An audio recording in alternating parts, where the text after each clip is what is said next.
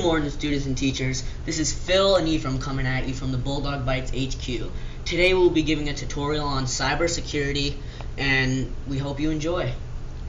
So we're just going to give you some quick tips on cybersecurity. We'll give you some recommendations on what to do to make sure you are secure online. The first thing you want to do is keep your password safe. Use a free password manager to have a secure and unique password for each site. A good one will auto-generate a secure password and remember it for you. Using the same password for every website is just a recipe for disaster. Another thing you want to do, beware of suspicious emails. If you receive an email claiming to be from a website you have an account with, proceed with caution.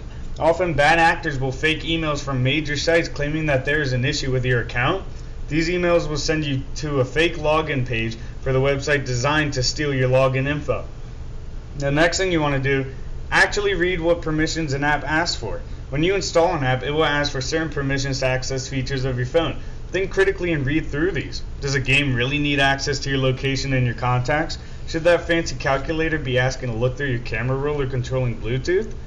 The next thing you want to do, be protective of your credit card details.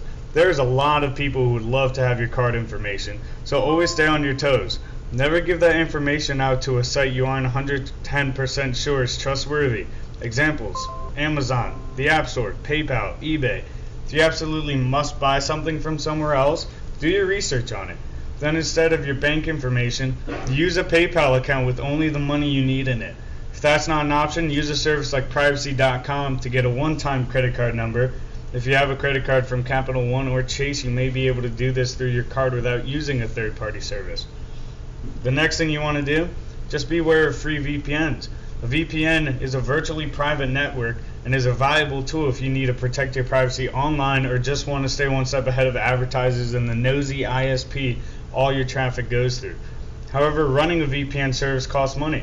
If they're giving it away to you, they are making their profit somewhere else. Maybe they're selling the information you want to protect. If you're just trying to get past a restrictive firewall to check your social media, that's one thing. But if you're looking for actual privacy, you're going to have to pay for that.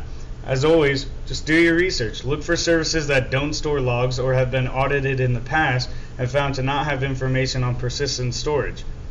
The last thing you want to do, beware of direct message requests from people you don't know.